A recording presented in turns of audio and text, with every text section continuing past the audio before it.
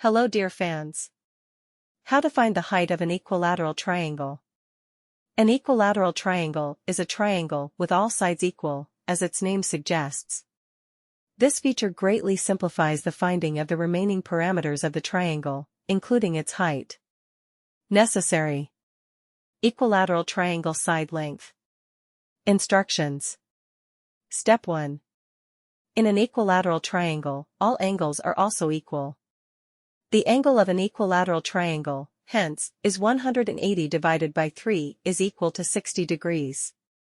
Obviously, since all sides and all angles of such a triangle are equal, then all its heights will also be equal. Step 2. In an equilateral triangle ABC, you can draw, for example, the height AE.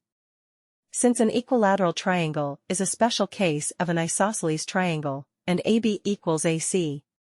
Therefore, by the property of an isosceles triangle, the height AE will be both the median, that is, B equals EC, of the triangle ABC and the bisector of the angle BAC, that is, BAE equals CAE. Step 3.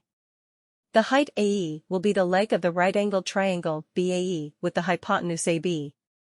AB equals A is the side length of an equilateral triangle. Then AE equals AB asterisk sin, ABE equals A asterisk sin, 60 O equals SQRT, 3, asterisk A/2. Therefore, to find the height of an equilateral triangle, it is enough to know only the length of its side. Step 4.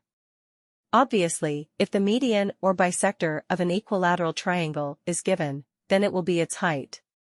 Thanks for watching.